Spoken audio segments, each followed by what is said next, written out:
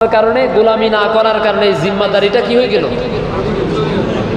ছিন্ন হয়ে গেল।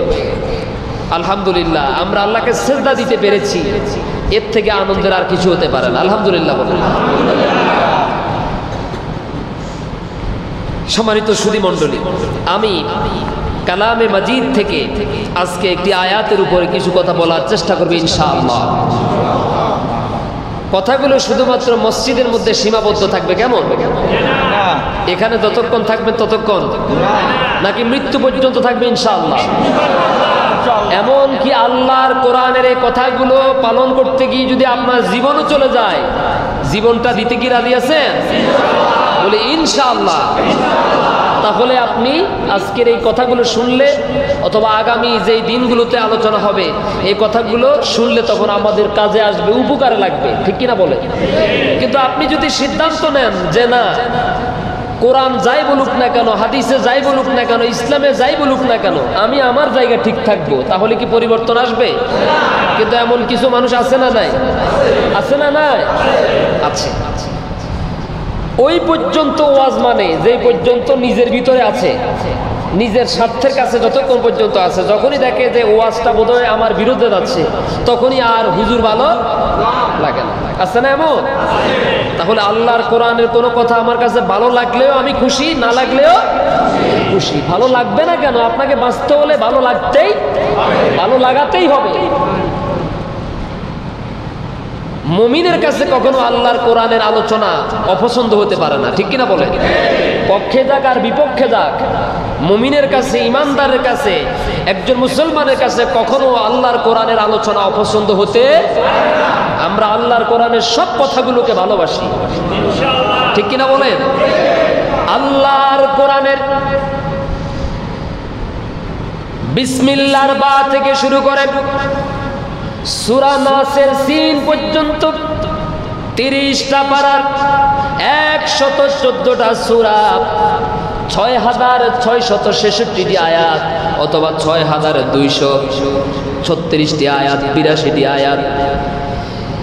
আল্লাহর কোরআনের এই যত হাজার আয়াত আছে, যত পারা আছে, যতগুলো সূরা আছে, যতগুলো শব্দ আছে, সবগুলো সূরা, সবগুলো পারা, সবগুলো আয়াত, সবগুলো শব্দ আমি ভালোবাসি, আমি মানতে রাজি আছি। আমি কখনো এটাকে অপছন্দ করতে পারি না, পারি? আল্লাহ তাআলা যেন আমাদের জীবনটাকে কোরআনের আলো দিয়ে সাজিয়ে দেন বলি আমি।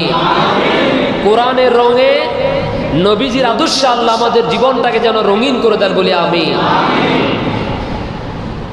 কোরআনুল কারীমের 24 নম্বর পারা, কোরআনুল কারীমের 24 নম্বর সূরা।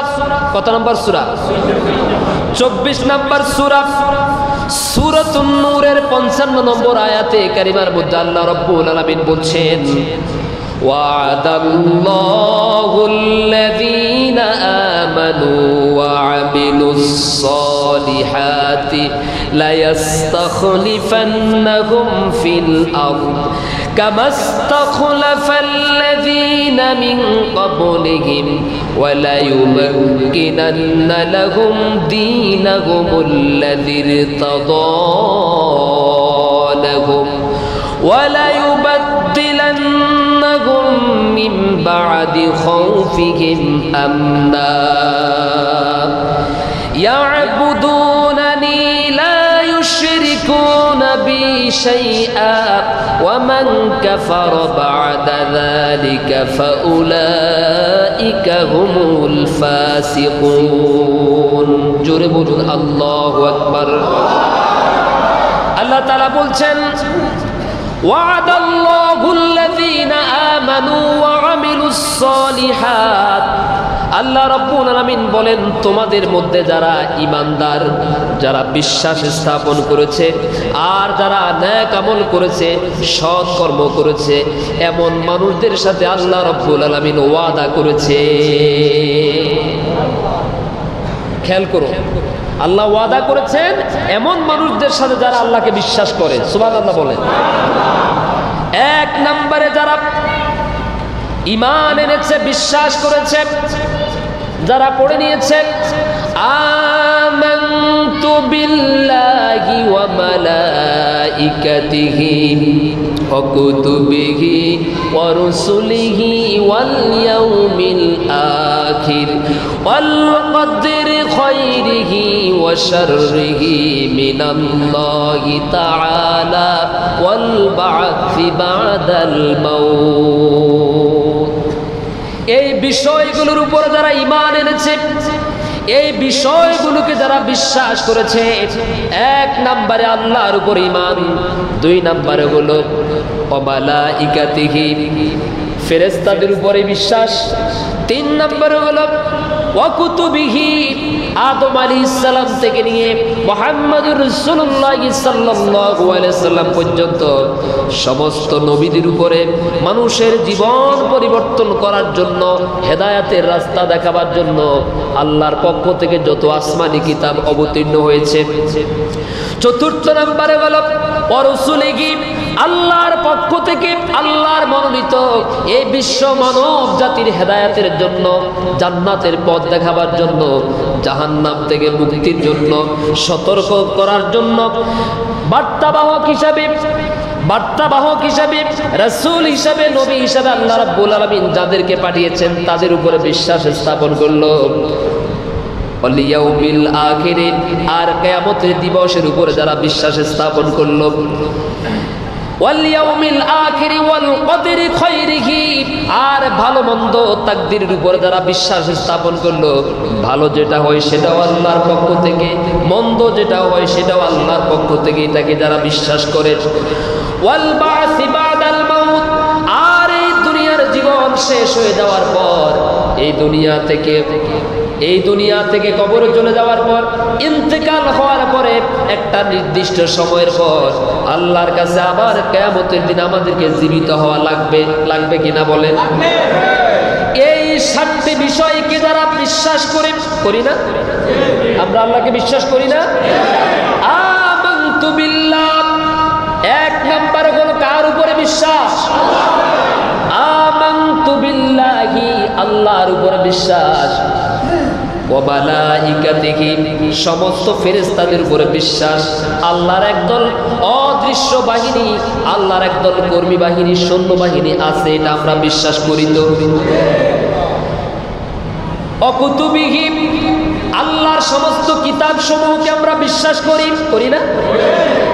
শুধু আমাদের কাছে যেই কোরআন আছে সেই কোরআনকে আমরা বিশ্বাস করি তা না, বরং আমাদের আগে আল্লাহর পক্ষ থেকে নবীদের উপরে যত আসমানি কিতাব নাযিল হয়েছে সেগুলোকেও আমরা বিশ্বাস করি। ওয়া রাসূলিহি সমস্ত নবীদের উপরে আমরা বিশ্বাস রাখি, সমস্ত নবীদের উপরে আমরা ঈমান রাখি। ওয়াল ইয়াউমিল আখির কিয়ামতের দিবসকে আমরা বিশ্বাস করি কিনা বলেন? নাকি দুনিয়ার এই জীবনটাই শেষ? হ্যাঁ, আরেকটা জগৎ আছে না নাই? হাসর, মিজান, ফুলসিরাত আছে না নাই? আল্লাহর সামনে সবাইকে দাঁড়াতে হবে, বিশ্বাস আছে না নাই? এগুলোর উপরে আবার যদি এক একটার উপরে আলোচনা করেন তাহলে 7 দিন লাগবে। সুবহানাল্লাহ বলেন। ওয়াল ইয়াউমিল আখির শেষ দিবসের উপরে বিশ্বাস, ওয়াল কদরি খায়রিহি ওয়া শাররিহি ভালো মন্দ তাকদীরের উপরে বিশ্বাস, ওয়াল বা'সি বা'দাল মাউত আবার এই মৃত্যুর পর আমাদেরকে জীবিত হওয়া লাগবে। মোট 7টা বিষয়ের উপর আমরা বিশ্বাস রাখি কিনা বলেন? এই সমস্ত মানুষদের ব্যাপারে আল্লাহ রাব্বুল আলামিন ওয়াদা দিচ্ছেন, তাদের সাথে আল্লাহ তাআলা কমিটমেন্ট করেছেন। ওয়া'আদাল্লাহুল্লাযীনা আমানু ওয়া আমিলুস সালিহাত এক নম্বরে তোমাদের মধ্যে যারা বিশ্বাস স্থাপন করে, 2 নম্বরে তোমাদের মধ্যে যারা নেক আমল করে, সৎ কর্ম করে, আল্লাহ রাব্বুল আলামিন এই 2 শ্রেণীর মানুষদের সাথে ওয়াদা করেছেন। সুবহানাল্লাহ বলেন। কিসের ওয়াদা করেছেন শোনার দরকার আছে না নাই? আমরা আল্লাহরে বিশ্বাস করি না? আমরা নেক আমল করি না? নামাজ রোজা করি না? এই আমাদের সাথে আল্লাহ তাআলা ওয়াদা করেছেন। সুবহানাল্লাহ বলেন। যদি এখন এই মাহফিলে না বসতাম এই খবরটা কি আমরা পেতাম? সেই ওয়াদাটা হলো লা ইয়াস্তাখলিফান্নাহুম ফিল আরদি কামা ইস্তাখলাফাল্লাযীনা মিন ক্বাবলিহিম। আল্লাহ তাআলা বলছেন, রব্বুল আলামিন বলছেন, তিনি অবশ্যই তাদেরকে শাসন, এই জমিনের শাসন, এই জমিনের কর্তৃত্ব দান করবে। কোন চোর, কোন ফাসিক, কোন মুনাফিক, কোন ডাকাত, কোন হাইজাকার, কোন গুন্ডা, কোন মাস্তান, আমি আল্লাহর এই জমিনের ক্ষমতা তাকে আমি আল্লাহ তাআলা দেব না। এই প্রতিনিধিত্ব আমি তার হাতে অর্পণ করব না। আমি আমার এই পৃথিবী নামক জমিনের প্রতিনিধিত্বর দায়িত্ব দান করব তাকে, যে ব্যক্তি আমাকে বিশ্বাস করে, ঈমান আনে আর নেক আমল করে, আমি আল্লাহ জমিনের ক্ষমতা তাকে দান করব। জোরে কর না সুবহানাল্লাহ। জমিন কার? কথা বলেন, জমিন কার? আসমানের মালিক তো আরেকজন, সমুদ্রের মালিক, পাহাড় পর্বতের মালিক, তামাম কুল কায়নাতের মালিক কে? এই পৃথিবী ছাড়াও তো আল্লাহর আরো অসংখ্য কুল কায়নাত আছে না? যেগুলোকে আপনি কাউন্ট করতে গেলে, হিসাব করতে গেলে, এই পৃথিবীটাকে যদি আপনি হিসাব করেন তাহলে তামাম কুল কায়নাতের গোটা সৃষ্টি জগতের কাছে এই পৃথিবীর অবস্থান হলো 99.01%। আল্লাহু আকবার। 99.0 এই 1% হলো পৃথিবী, যেটাতে আমি আর আপনি আছি, আর বাকি পুরাটাই আমাদের অদৃশ্যের, আমাদের অজানার বাইরে। সুবহানাল্লাহ। এগুলো সব আমাদের অজানার বাইরে। সূর্য পৃথিবী থেকে ছোট নাকি বড়? জোরে বলেন। কত লক্ষ গুণ বড় জানেন? 13 লক্ষ গুণ বড়। সুবহানাল্লাহ। ওই সূর্য সম্পর্কে আপনার কতটুকু জ্ঞান আছে? বাংলাদেশের সব জায়গা কি আপনি চিনেন? বাংলাদেশের সব কোন জায়গায় কি কি আছে সবগুলো কি আপনার জানা আছে? এমনকি আপনি যে ইউনিয়নে আছেন, এই ইউনিয়নের অনেক রাস্তাঘাটও আপনি এখনো জীবনে একবার হাঁটেন নাই। কথা বল না কেন? আপনি যে ইউনিয়নে বসবাস করেন, সেই ইউনিয়নের এমন এমন জায়গা আছে, এমন এমন রাস্তাঘাট আছে, এমন এমন বাজার আছে যেখানে 70 বছর 80 বছরের জীবনে একটা বারের জন্য আপনি যাওয়ার প্রয়োজন হয় নাই, যান নাই। আপনার জ্ঞান কতদূর আছে? সমস্ত জ্ঞান কার কাছে? আল্লাহর কাছে। সূর্য পৃথিবী থেকে 13 লক্ষ গুণ বড়। আল্লাহু আকবার। এত গুণ বড়। আবার সূর্যের থেকে বড় আর কিছু তো নাই, নাকি আছে? রয়েছে galaxy, Milky Way, black hole, Proxima Centauri, Alpha Centauri, Betelgeuse, এরকম একটা দুইটা না, কোটি কোটি গ্রহ আছে মহাশূন্যে। সুবহানাল্লাহ। সেগুলোর মালিক তো আরেকজন। কেমন? আল্লাহ। নাকি সেগুলো আল্লাহ দেখাশোনা করে? ইন্নাল্লাহা আলা কুল্লি শাইইন কাদির। সকল বিষয়ের উপর ক্ষমতা রাখেন যিনি, তিনি কে? তাহলে এই জমিনটা কার? আল্লাহ। এখন তো জোরে জোরে আওয়াজ দিতেছেন, একটু পরে যদি কোনো কথা নিজের অমতে যায়, নিজের বিপক্ষে যায়, আওয়াজ থাকবে তো এরকম? ইনশাআল্লাহর আওয়াজ কিন্তু ছোট হয়েছে। এটা শিওর রাখেন, এটা নিশ্চিত রাখেন, যেহেতু আমার সামনে আল্লাহর কোরআন আছে, কাউকে নির্দিষ্ট করে ব্যক্তি বিশেষকে গায়েল করার জন্য হিংসার বশবর্তী হয়ে কথা বলবো না। কারণ কোরআন আমার সামনে যতগুলো কথা বলার চেষ্টা করব, শুধুমাত্র আল্লাহ এবং তার রাসূলের সন্তুষ্টির উদ্দেশ্যে বলার চেষ্টা করবো ইনশাআল্লাহ। এখানে আমার বাবা দাদার কারো কিচ্ছা কাহিনী বলবো না, আর এগুলো বলতে জানিও না। আল্লাহ জানা শুধু তার কোরআন সুন্নাহ থেকে, সাহাবায়ে কেরামের জীবন আদর্শ থেকে কিছু কথা বলার তৌফিক দান করে বলি আমিন। জমিনটা কার? আমরা কার? আবার বন্ধুগণ, আল্লাহ রাব্বুল আলামিন বলছেন, লা ইয়াস্তাখলিফান্নাহুম ফিল আরদি, লা ইয়াস্তাখলিফান্নাহুম, অবশ্যই আমি আল্লাহ তাআলা খেলাফত দান করব, প্রতিনিধি হিসাবে নির্বাচিত করব, ফিল আরদি, জমিনের মধ্যে, পৃথিবীর মধ্যে, কামাস্তাখলাফাল্লাযীনা মিন ক্বাবলিহিম, ইতিপূর্বে আমি আল্লাহর উপর ঈমান যারা রেখেছে, আমি আল্লাহর জন্য যারা নেক আমল করেছে, ভালো কাজ করেছে, সৎ কর্ম করেছে, তাদেরকে আমি আল্লাহ যেমন করে আমার জমিনের প্রতিনিধি বানিয়েছি, তোমরাও যদি শেষ জমানার উম্মতেরা মুহাম্মদ সাল্লাল্লাহু আলাইহি সাল্লামের উম্মতেরা এইভাবে আমার উপর ঈমান আনো আর নেক আমল করো, সৎ কাজ করো, আমি আল্লাহ ওইভাবে তোমাদেরকে আগের মতো আবার এই জমিনের দায়িত্ব অর্পণ করব। ওয়াদা টাকা আরো জোরে বলুন।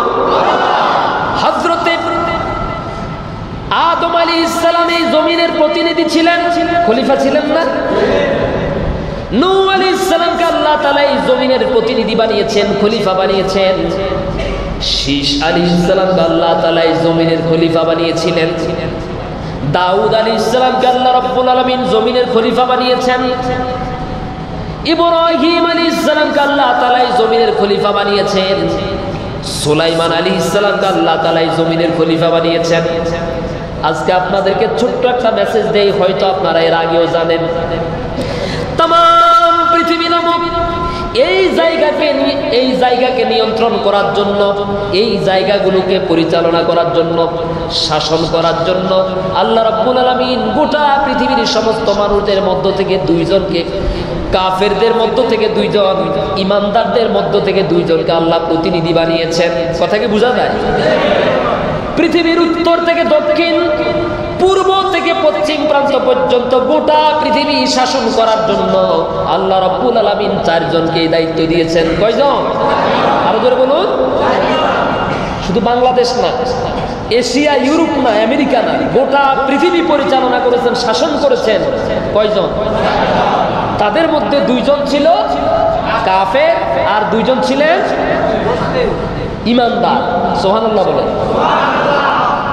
যেই দুইজন ইমানদার নেক আমল করার কারণে, আল্লাহর উপর ঈমান আনার কারণে, আল্লাহর আস্থাভাজন বিশ্বস্ত বান্দা হওয়ার কারণে আল্লাহ তাআলা তাদেরকে তামাম পৃথিবী পরিচালনা করার দায়িত্ব দিয়েছেন। তাদের মধ্যে একজনের নাম হলো হযরত সুলাইমান আলাইহিস সালাম, আরেকজনের নাম হচ্ছে জুলকারনাইন আলাইহিস সালাম। মনে থাকবে তো কথাটা? কয়জন? গোটা পৃথিবী শাসন করেছে কয়জন নবী? ওনারা ইমানদার ছিলেন না?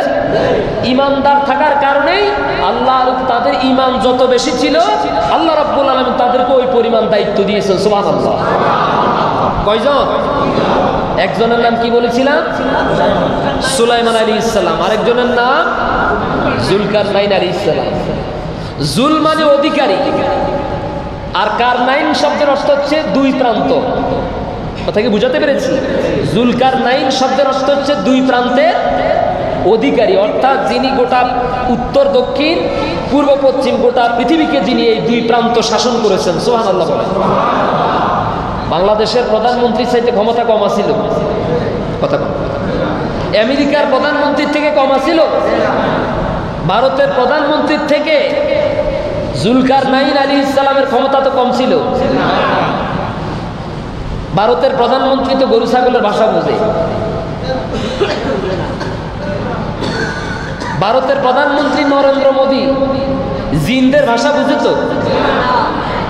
জিন বিভিন্ন প্রশাসনিক দায়িত্ব পালন করার ক্ষেত্রে জিনদেরকে সহযোগী হিসাবে, সৈন্যবাহিনী হিসাবে ব্যবহার করে। পিঁপড়াদের ভাষা বুঝে? পাখিদের ভাষা বুঝে? কিন্তু হযরত সুলাইমান আলাইহিস সালাম গোটা পৃথিবীর এমন এক ক্ষমতাধর শাসক ছিলেন, বাদশা ছিলেন। তিনি শুধু মানুষের ভাষা বুঝতেন এমনটা নয়, বরং সুলাইমান আলাইহিস সালাম তামাম পৃথিবীর সমস্ত মাখলুকের মুখের ভাষা বুঝতেন। এটা ছিল তার এক মুজিজা। আল্লাহু আকবার। আরেকজন ছিলেন জুলকারনাইন আলাইহিস সালাম। এখন আল্লাহ দুইজন ইমানদার আর দুইজন কাফেরকে দিয়ে উদাহরণ দিয়েছেন পৃথিবীর মানুষকে।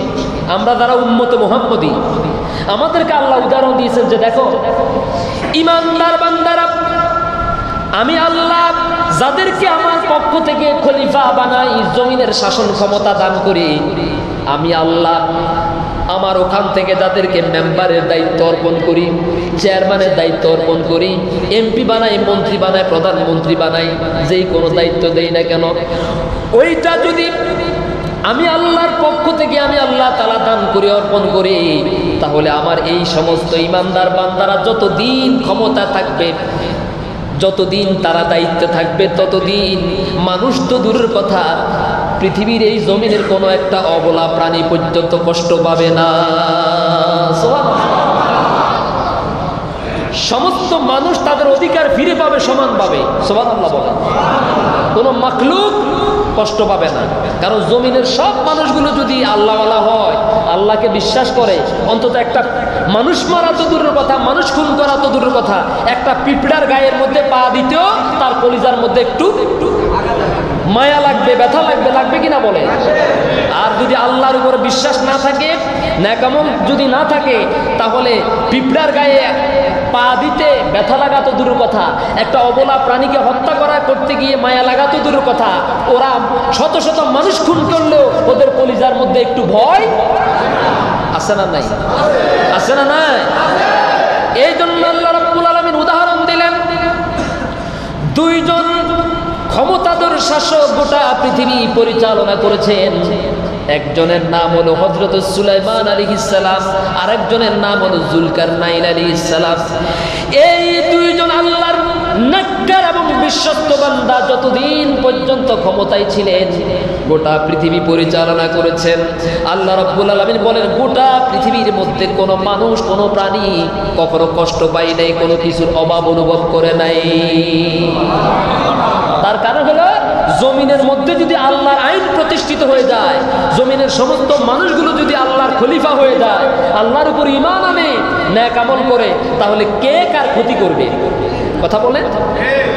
সবাই যদি বিশ্বাস করে যে আমি আজকে যেই খারাপ কাজগুলো করছি, অন্যায় কাজগুলো করছি, জুলুম করছি, এগুলার জন্য আরেকদিন দুনিয়ার আদালতে হয়তো কোনো না কোনোভাবে আমার রেহাই পাওয়ার সম্ভাবনা আছে, কিন্তু আল্লাহর আদালত থেকে মুক্তির কোনো ব্যবস্থা কি আছে? কিন্তু আল্লাহর আদালতে তো আমাকে দাঁড়াতে হবে, এতে তো কোনো সন্দেহ নাই। সন্দেহ আছে নাকি? দেখেন, এই জন্য আল্লাহ রাব্বুল আলামিন বলেন, ওয়া'আদাল্লাহুল্লাযীনা আমানু ওয়া আমিলুস সালিহাতি লায়াস্তাখলিফান্নাহুম ফিল আরদ কামাস্তাখলাফাল্লাযীনা মিন ক্বাবলিহিম। যেইভাবে আমি আল্লাহ তাআলা পূর্বে, আমি আল্লাহ রাব্বুল আলামিন তাদের পূর্বে ইমানদারদেরকে, নেক আমলকারীদেরকে জমিনের ক্ষমতা দান করেছিলাম। তার মানে সমস্ত নবী এবং রাসূলরা ছিলেন আল্লাহর পক্ষ থেকে এই জমিনের প্রতিনিধি, তারা ছিলেন আল্লাহর পক্ষ থেকে শাসক। যতদিন পর্যন্ত এই সমস্ত নেক আমলকারীরা, বিশ্বাসী বান্দারা জমিনের প্রতিনিধিত্ব করেছে, জমিনের মধ্যে কোনো অশান্তি, হানাহানি, কাটাকাটি, মারামারি, সুবহানাল্লাহ বলেন। শাসক যদি ইমানদার হয়, শাসক যদি তাহাজ্জুদ গুজারিওয়ালা হয়, শাসক যদি কোরআনওয়ালা হয়, শাসক যদি সুন্নতওয়ালা হয়, চুরি করা তো দূরের কথা, চুরির চিন্তা করার কি মানসিকতা কি তৈরি হতে পারে? পারে না।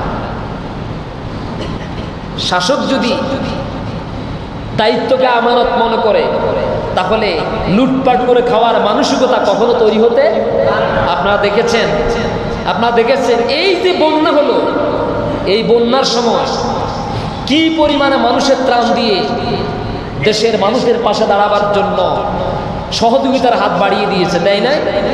দিয়েছে কিনা বলেন? অথচ বিগত 17টা বছর পর্যন্ত আমার বয়স যতটুকু হয়েছে, আমি যতটুকু দেখেছি ততটুকু বলতেছি। আমার বয়সটা এমন না যে আমার বয়স 16 বছর, এখন আমি যদি বলি যে গত 17 বছর পর্যন্ত খুব কষ্টে আছিলাম, তাহলে কথাটা কিন্তু খাটে না। খাটে? আমার বয়স হলো 16 বছর, আমি যদি বলি যে 17 বছর কষ্ট করছি, এটা কি গ্রহণযোগ্য কথা? না। আর আমি যদি বলি আমার বয়স 35 বছর, আর যদি বলি যে বিগত 17 বছর খুব কষ্টে ছিলাম, অনেক জুলুম দেখেছি, তাহলে কথাটা চলে, ঠিক কিনা বলে? আমি বিগত 17 বছরে যেই সীমাহীন দুর্নীতি, লুটপাট দেখেছি, আর এই বন্যার কারণে যেটা দেখেছি, অনেক তফাৎ। বিগত 17 বছর ছিল কে কার কতটুকু লুণ্ঠন করে জোর জবরদস্তি করে খাবে, ঠিক কিনা বলে? আর এই স্বৈরাচার জালিমরা বিদায় নেওয়ার পরে এখন চিত্রটা পাল্টে গেছে। খাওয়া তো দূরের কথা, কে কাকে কতটুকু বেশি দিতে পারবে এই প্রতিযোগিতা হয়ে গেছে। এতদিন ছিল খাওয়ার প্রতিযোগিতা, এতদিন ছিল লুট করার প্রতিযোগিতা, এতদিন ছিল চুরির প্রতিযোগিতা, আর এখন হচ্ছে খাওয়ানোর প্রতিযোগিতা। সুবহানাল্লাহ। এখন দেওয়ার প্রতিযোগিতা। দেখেন সময় শাসক পরিবর্তন হওয়ার সাথে সাথে অবস্থা পরিবেশটাও পরিবর্তন হয়ে গেছে, আলহামদুলিল্লাহ। তাহলে এমন খলিফা দরকার আছে না নাই? এমন খলিফা দরকার আছে না নাই? এমন প্রতিনিধি প্রয়োজন আছে না নাই? যেই প্রতিনিধিরা পকেটের টাকা খরচ করে জনগণের কাছে ত্রাণ পৌঁছায় দেয়, এমন প্রতিনিধি দরকার আছে না নাই? আবার আমরা তো এটাও দেখছি, জনগণের জন্য যদি 30 ট্রাক আসে, সেখান থেকে 25 ট্রাক গায়েব হয়ে যায়, বাকি 5 ট্রাক নিজের পকেটে। আছে না নাই? এরকম চেয়ারম্যান সুবর্ণচর আসিফ ছিল না? ছিল না? চাইলের বস্তা সরিয়ে ফেলার অভিযোগে চেয়ারম্যানের বিরুদ্ধে জনগণ খেপছিল, এরকম খবর পান নাই আপনারা? নাকি পাইছেন? আমার ভাইয়েরা, যদি কোরআনওয়ালা ইসলামপন্থী ইসলামী আন্দোলনের কোন দায়িত্বশীল কোন রাহবার যদি এই জমিনের খলিফা নির্বাচিত হয়, মানুষের মাল খাওয়া তো দূরের কথা, মানুষের কোন সম্পদ নষ্ট হওয়া তো দূরের কথা, মানুষের কোন সম্পদ লুণ্ঠন হওয়া তো দূরের কথা, বরং সেই সমস্ত মানুষগুলো তারা দিনের বেলা না রাতের বেলা হেঁটে হেঁটে ওই সমস্ত দুর্বল মানুষদেরকে তালাশ করে করে তাদের বাড়িতে ত্রাণ পৌঁছায় দিবে। আমিরুল মুমিনিন ওমর ইবনুল খাত্তাব রাদিয়াল্লাহু তাআলা আনহুর শাসনামলের একটি দৃষ্টান্ত আপনাদের সামনে পেশ করছি। গভীর রজনীতে আমিরুল মুমিনিন ওমর ইবনুল খাত্তাব রাদিয়াল্লাহু তাআলা আনহু অলিতে গলিতে হেঁটে হেঁটে জনগণের দুঃখ দুর্দশাগুলো দেখতে লাগলেন, শুনতে লাগলেন। গভীর রজনীতে হঠাৎ করে দেখতে পেলেন একটু দূরে একটা তাঁবুর ভিতরে টিম টিম করে আলো দেখা যায়। হযরত ওমর রাদিয়াল্লাহু তাআলা চিন্তা করলেন, এত গভীর রাত্রে তাঁবুর ভিতরে আলো দেখা যায়, কারণটা কি? কোনো সমস্যা হলো নাকি? হাঁটতে হাঁটতে চলে গেলেন। তাঁবুর কাছে যখন তিনি গেলেন, তখন দেখতে পেলেন একজন মহিলা একটা পাতিলের ভিতরে কিছু পাথর আর পানি দিয়ে চুলার মধ্যে দিয়ে শুধু নাড়াচাড়া করতেছেন, আর বাচ্চাগুলো খাবারের জন্য চিৎকার করতেছেন, চেঁচামেচি করতেছেন। মহিলা বাচ্চাদেরকে অভয় দিচ্ছেন, সান্ত্বনা দিয়ে বলছেন খাবারটা রান্না হয়ে যাক, এরপরে একটু পরে তোমাদের মুখের মধ্যে আমি খাবারটা তুলে দেব। সময়ের পর সময় চলে যাচ্ছে, মহিলা খালি পাতিলের মধ্যে এই পাথর আর পানিকে শুধু চুলার মধ্যে দিয়ে নাড়াচাড়া করতেছেন, আর বাচ্চাদেরকে অভয় দিচ্ছেন, সান্ত্বনা দিচ্ছেন একটু পরে খাবার দিবেন, কিন্তু পাতিলের মধ্যে তো সত্যিকার অর্থে কোনো খাবার নাই। আমিরুল মুমিনিন ওমর ইবনুল খাত্তাব রাদিয়াল্লাহু তাআলা আনহু মহিলাকে জিজ্ঞেস করলেন, ও মহিলা, এত গভীর রজনীতে তোমার সন্তানরা, তোমার বাচ্চারা খাবারের জন্য চিৎকার করছে, তুমি বাচ্চাদেরকে খাবার না দিয়া পাতিলের মধ্যে শুধু পানি আর পাথর দিয়ে লাড়াচাড়া করে বাচ্চাদেরকে মিথ্যা কথার মাধ্যমে তাদেরকে সান্ত্বনা দিচ্ছ, এমনটা কেন করছো তুমি? মহিলা তখন বললেন, ওগো পথিক, তোমাকে তো চিনি না, শুধু এতটুকু বলি, আজ 3-4 দিন পর্যন্ত আমরা এই জায়গায় তাঁবু গেড়েছিলাম। আমরা মদিনার বাসিন্দা না, মদিনার বাইরে থেকে আমরা এসেছি। শুনেছি মদিনার শাসক ওমর রাদিয়াল্লাহু তাআলা নাকি অত্যন্ত দয়ালু বাদশা, অত্যন্ত দয়ালু খলিফা। সেই দয়ালু খলিফার কাছে, বাদশার কাছে আমরা ত্রাণ নেওয়ার জন্য মদিনার বাইরে থেকে এসেছি, কিন্তু আস্তে আস্তে আমাদের দেরি হয়ে গেছে, আর মদিনার বাদশার কাছে গিয়ে, খলিফার কাছে গিয়ে আমরা মানুষের জ্যামের কারণে ত্রাণ নেওয়ার সুযোগ পাই না। ওমর ইবনুল খাত্তাব রাদিয়াল্লাহু তাআলা বললেন, মা, আপনি একটু অপেক্ষা করেন, আমি আপনার জন্য খাবার নিয়ে আসছি। ওমর রাদিয়াল্লাহু তাআলা দৌড়ে চলে গেলেন বাইতুল মালের রাষ্ট্রীয় কোষাগারে, চলে গেলেন।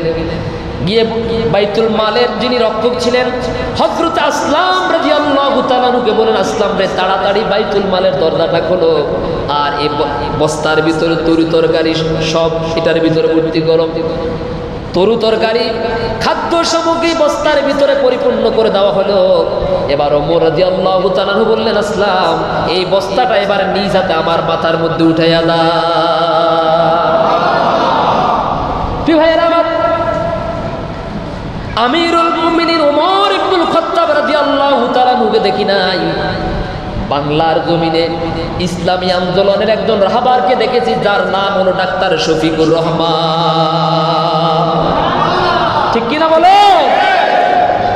দুর্যোগে দুর্ভোগে যেখানে মানুষের বিপদ সেখানে সবার আগে, যেখানে আগুন লাগে সেখানে সবার আগে, যেখানে বন্যা সেখানে সবার আগে, যেখানে ভাঙন সেখানে সবার আগে আছে না না? গোটা বাংলাদেশের সব দলের নেতাদের জন্য তিনি একজন আদর্শনীয় ব্যক্তি। হযরত ওমর ইবনুল খাত্তাব রাদিয়াল্লাহু তাআলা আনহু আসলাম রাদিয়াল্লাহু তাআলা আনহুকে বলেন, আসলাম রে বস্তাটা আমার মাথার মধ্যে তুলে দাও। হযরত আসলাম রাদিয়াল্লাহু তাআলা আনহু বললেন, আমিরুল মুমিনিন, আমি তো আপনার খাদেম আছি, আমি তো রাষ্ট্রের দায়িত্বশীল, আমি তো এই কোষাগারের দায়িত্বশীল, বস্তাটা তো আমি মাথায় বহন করে নিয়ে দেওয়ার কথা, আপনি কেন? আপনি তো আমিরুল মুমিনিন, আপনি তো একজন খলিফা, আপনি কিভাবে আপনার মাথার মধ্যে বস্তা নিয়ে নিবেন? হযরত ওমর রাদিয়াল্লাহু তাআলা বললেন, আসলাম রে যে দৃশ্য আমার নিজ চোখে দেখে এসেছি, আর কিয়ামতের দিন এই জন্য আল্লাহর আদালতে তোমাকে আসামির কাঠগড়ায় দাঁড়াতে হবে না, আল্লাহর আদালতে কিয়ামতের দিন আমাকে দাঁড়াতে হবে। তাড়াতাড়ি বস্তাটা আমার মাথার মধ্যে তুলে দাও। তাড়াতাড়ি খাবারটা নিয়ে মানুষের কাছে চলে যায়। হযরত ওমর রাদিয়াল্লাহু তাআলা আনহু বস্তা ভর্তি খাবার নিয়ে মহিলার সেই তাঁবুতে চলে গেলেন, নিজ হাতে খাবার প্রস্তুত করলেন, মহিলাকে সহযোগিতা করলেন। খাবার প্রস্তুত হয়ে গেল, বাচ্চাদের মুখের মধ্যে আমিরুল মুমিনিন ওমর ইবনুল খাত্তাব রাদিয়াল্লাহু তাআলা আনহু নিজ হাতে খাবারটা তুলে দিচ্ছেন। মহিলা লক্ষ্য করলেন, খাবারের মাঝখানে লক্ষ্য করলেন আমিরুল মুমিনিন ওমর ইবনুল খাত্তাব রাদিয়াল্লাহু তাআলা আনহুর চোখের কোনা বেয়ে বেয়ে টপ টপ করে পানি পড়া শুরু হয়ে গেছে। মহিলা প্রশ্ন করলেন, ওগো পথিক, তুমি কে? আমি তো তোমাকে চিনতে পারি নাই। এই গভীর রজনীতে আমার বাচ্চাদের জন্য, আমার জন্য খাবার নিয়ে আসলে, মাথায় নিজে নিজে বহন করে নিয়ে আসলে, আমি তো তোমাকে চিনলাম না। কিন্তু আমার মনে হয় এই মদিনা রাষ্ট্রের যে খলিফা ওমরের কথা শুনেছি, ওমরকে কখনো দেখি নাই, খলিফাকে দেখার সুযোগ হয় নাই। তবে আমার মন বলছে যদি এই মদিনার খলিফা ওমর না হয়ে তোমার মতো ব্যক্তি যদি খলিফা হতো তাহলে অনেক ভালো হতো। রাতের বেলা ওমর ইবনুল খাত্তাব রাদিয়াল্লাহু তাআলা আনহু নিজের পরিচয় মহিলার কাছে পেশ করে বাহাদুরি দেখালেন না, পরিচয় গোপন রাখলেন। আর বললেন, ওগো মা, আগামীকালকে আপনি আমিরুল মুমিনিন ওমর ইবনুল খাত্তাব রাদিয়াল্লাহু তাআলা আনহুর সেই দরবারে যাবেন, সেখানে আপনি আমাকে দেখতে পাবেন। মহিলা সকালবেলা আমিরুল মুমিনিনের দরবারে উপস্থিত হলেন। লাইনে যখন দাঁড়ালেন, দূর থেকে দেখতে পেলেন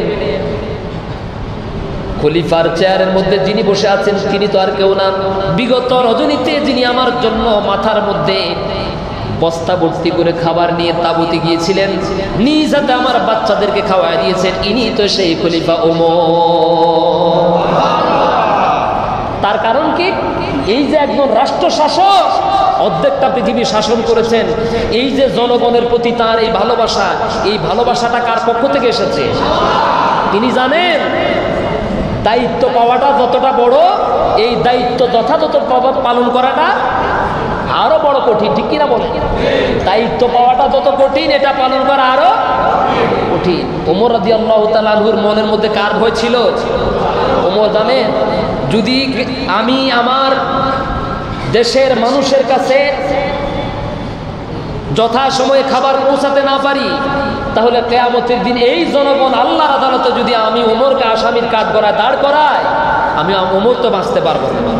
আমার দেশের প্রত্যেকটি মেম্বার, চেয়ারম্যান থেকে শুরু করে প্রত্যেকটা জায়গায় সরকারি বেসরকারি যত জায়গায় যত অফিসে যত দায়িত্বশীলরা বসা আছে, এই মানুষগুলো যদি তাদের অন্তরের মধ্যে খলিফা ওমর রাদিয়াল্লাহু তাআলা আনহুর এই আদর্শ লালন করতো, তাহলে আমার দেশটা মদিনার দেশের মতো সুন্দর হয়ে যেত। ঠিক কিনা বলেন?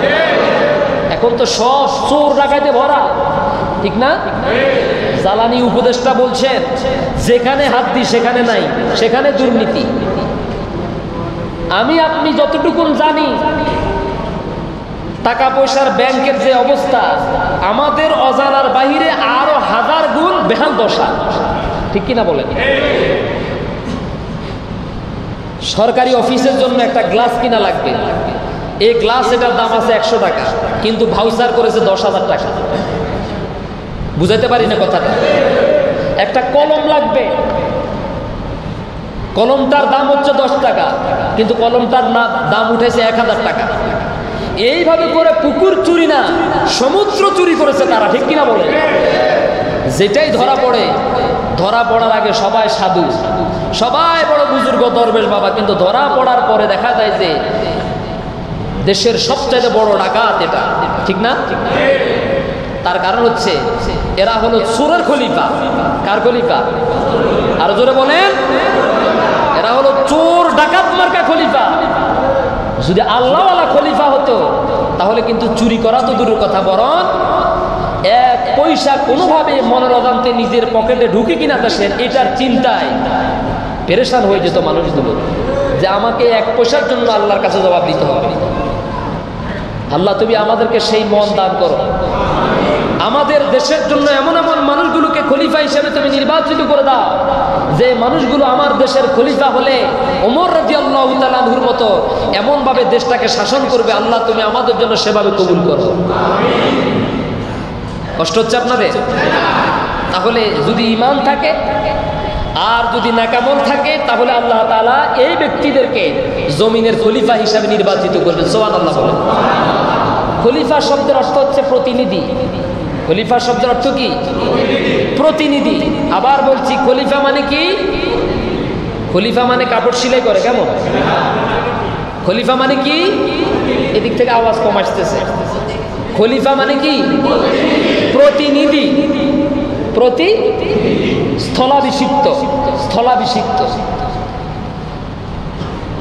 ধরেন এমপি মহোদয় মাহফিলে আসতে পারেন নাই, যে কোনো কাজে বাইরে গেছে, একজনকে দায়িত্ব দিলেন আমি যেতে পারি নাই, তুমি আমার পক্ষ থেকে আমার স্থলাভিষিক্ত হয়ে আমার প্রতিনিধি হয়ে মাহফিলে যাও। যাই কিনা বলে? এটাকে কি বলে? খলিফা। আরবিতে কি বলা হয়? খলিফা। তা আমরা কি দুনিয়ার কোন সরকারের খলিফা নাকি আল্লাহর খলিফা? আরো জোরে বলেন। আমাদের সম্পর্কে আল্লাহ রাব্বুল আলামিন বলছেন, ফেরেশতাদেরকে বলছেন, ওয়াইদ ক্বালা রাব্বুকা লিল মালাইকাতি ইন্নী জাইলুন ফিল আরদি খলিফা। ফেরেশতাদেরকে আল্লাহ রাব্বুল আলামিন বললেন, আমি পৃথিবীতে, আমি জমিনের মধ্যে আমার প্রতিনিধি প্রেরণ করব, প্রতিনিধি সৃষ্টি করব, প্রতিনিধি তৈরি করব। তার মানে আল্লাহ যখন আমাদেরকে সৃষ্টি করলেন, মানুষের পরিচয় সৃষ্টি করেন নাই, প্রতিনিধির পরিচয় সৃষ্টি করেছেন। সুবহানাল্লাহ বলেন। একটা সম্মানিত পরিচয়। আমরা কার প্রতিনিধি? আরো জোরে বলেন। একটু আগে বলেছি খলিফা মানে প্রতিনিধি। আমরা কার প্রতিনিধি? আমাদেরকে প্রতিনিধি হিসাবে, খলিফা হিসাবে আল্লাহ কোথায় পাঠিয়েছেন? কোথায় পাঠিয়েছেন? জমিনে পাঠিয়েছেন, পৃথিবীতে পাঠিয়েছেন। এখন খলিফার দায়িত্ব কি? ওই যে একটু আগে বললাম, এমপি সাহেব বললেন আমার পক্ষ থেকে 5 মিনিট আমি লিখে দিলাম, এই বক্তব্যগুলো তুমি মাহফিলে অথবা জনসমাবেশের মধ্যে নিজে আমার পক্ষ থেকে কথাগুলো মানুষকে বলে দিবে, অথবা 5,000 টাকা সেখানে দিবে। এখন এমপি সাহেব তার প্রতিনিধিকে যেইভাবে বলে দিয়েছে, প্রতিনিধি কি এর থেকে বাড়িয়ে বলার কোনো সুযোগ আছে? কমাই বলার সুযোগ আছে? নাকি ওখান থেকে তিনি যা বলেছেন সেভাবে তিনি বলবেন? সেভাবে বলবেন। ঠিক তেমনি ভাবে আমরা হচ্ছে আল্লাহর প্রতিনিধি, আর আমাদের দায়িত্ব হলো আল্লাহর এই জমিনে আল্লাহর কালাম, আল্লাহর কথা, আল্লাহর সংবিধান, আল্লাহর বিধান, আল্লাহর কোরআনটাকে যথাযথভাবে মানুষের মাঝে পৌঁছায় দিয়া এই জমিনের বুকে আল্লাহর কোরআনের রাজ কায়েম করা, এটা হচ্ছে আমাদের দায়িত্ব। আপনাকে আল্লাহ তাআলা অমুক বাবার পিছনে তমুক বাবার পিছনে ঘুরার জন্য আল্লাহ পাঠান নাই। আপনি আপনার পরিচয় হলো আপনি আল্লাহর প্রতিনিধি। আজকের আলোচনার মূল কথা হচ্ছে আমরা আল্লাহর প্রতিনিধি। আমাদের দায়িত্ব কি? সারা জীবন বেনামাজির পিছনে স্লোগান দিতে দিতে হায়াত শেষ করে ফেলেছে, দিচ্ছেন না? বিড়িখোর, গাঁজাখোর, চোর, ডাকাত, রাস্তা চোর, গম চোর, চাল চোর, ডাল চোর, তেল চোর, এই সমস্ত মিথ্যাবাদী বেনামাজি, এই সমস্ত ফাসিক মুনাফিকদের পিছনে স্লোগান দিতে দিতে হায়াত শেষ করে ফেলেছেন। এবার আজকের মাহফিল থেকে চূড়ান্তভাবে বিনয়ের সাথে বলছি, পিছনে যা করেছেন আজকে তাওবা করে অন্তত বাকি জীবন আল্লাহর কোরআনের জন্য উৎসর্গ করে দিতে রাজি আছেন তো ইনশাআল্লাহ? জীবনের শেষ নিঃশ্বাস পর্যন্ত, শেষ হায়াত পর্যন্ত ইসলামের সাথে থাকতে রাজি আছেন তো ইনশাআল্লাহ? কারা কারা থাকবেন একটু হাত উঁচু করে আল্লাহ দেখান। নারায়ে তাকবীর, নারায়ে তাকবীর। কোরআন সুন্নাহর আলো সবখানে জালো, আমার নেতা তোমার নেতা, আল্লাহ কবুল করুন আমাদের নেতাকে। আরো জোরে বলেন। আবার শুরু থেকে বলছি, আমরা হচ্ছে খলিফা। আমরা কি? আমাদের মালিক কে? আল্লাহ। আর আমাদের সংবিধান হচ্ছে কোরআন। আমাদের সংবিধান কোরআন। আমাদের জীবন ব্যবস্থার নাম ইসলাম। আর আমাদের নেতার নাম হচ্ছে মুহাম্মদুর রাসূলুল্লাহ। বহু নেতা দেখা শেষ, দেখছেন না? শান্তি পাইছেন? বলেন শান্তি পাইছেন? বহু নেতা দেখছেন এই পর্যন্ত জীবনে, বহু নেতার পিছনে দৌড়াইছেন, বহু নেতারে ক্ষমতায় বসাইছেন। সত্যি করে বলুন তো, আসলে কি শান্তি পাইছেন? শান্তি পাবেন কোথায়? কারণ আল্লাহ আপনাকে খলিফা হিসাবে পৃথিবীতে পাঠিয়েছে, আপনি ওই জায়গাতে নাই, আপনি আরেক জায়গায়। ঠিক কিনা বলেন? এই জন্য সব নেতাকে ডিলেট করে মুহাম্মদুর রাসূলুল্লাহ, সকলে বলুন না সাল্লাল্লাহু আলাইহি সাল্লাম, তাকে নেতা মানবেন। রাজি আছেন ইনশাআল্লাহ? কবরে যখন রাখা হবে জিজ্ঞাসা করা হবে, তোমার নেতার নাম, তোমার রাসূল কে ছিল? মোদি, নরেন্দ্র মোদি ছিল? আব্দুল মান্নান হুজুর ছিল? এগুলা জিজ্ঞাসা করা হবে। তিনটা প্রশ্নের মধ্যে একটা প্রশ্ন রাসূলের জন্য আছে না নাই? রাসূলের নামে আছে না নাই? এই ব্যক্তি সম্পর্কে জিজ্ঞাসা করা হবে। দুনিয়াতে যারা যেই নেতার আদর্শে আদর্শিত ছিল তাদের মুখ থেকে ওই কথাই বের হবে। কত সাংঘাতিক কথা! জবাব দিতে পারবে না, জবাব দিতে পারবে না। কারণ সারা জীবন স্লোগান দিছে বেনামাজি নেতার পিছনে, আমার ভাই, তোমার ভাই, উল্লুক ভাই, ভাল্লুক ভাই। উল্লুক ভাইয়ের চরিত্র ফুলের মতো পবিত্র, নামাজ পড়া না এক ওয়াক্ত, গাঁজা খায় 10 ওয়াক্ত। আছে না এরকম ভাই? আছে না? না। এই ভাইয়ের পিছনে দাঁড় লাফালাফি করতে করতে দৌড়াতে দৌড়াতে হায়াত শেষ হয়ে গেছে। মরার পরে এবার যখন ফেরেশতারা জিজ্ঞেস করবে তোমার নেতাকে, তোমার নবীকে, তখন বলবে যে দুনিয়াতে যার সাথে ছিল ওর নামই বলবে। নবীজি সাল্লাল্লাহু আলাইহি সাল্লামের নাম তার মুখ দিয়ে আসবে না। এই জন্য এখন থেকে সিদ্ধান্ত গ্রহণ করুন, নেতা পরিবর্তন করার দরকার আছে না নাই? নেতা পরিবর্তন করার দরকার আছে না না? আজকের পর থেকে কোনো বেনামাজি নেতার পিছনে স্লোগান দিবেন না। রাজি আছেন? এখানে তো ঠিক আছে, সব রাজি আছেন, কিন্তু 500 টাকার নোটের কোনো একটা দেখলে আর ইমান ঠিক থাকে না। আমাদের সবথেকে বড় সমস্যা হলো আমরা 500 টাকার, 1000 টাকার নোটের কোনা দেখলে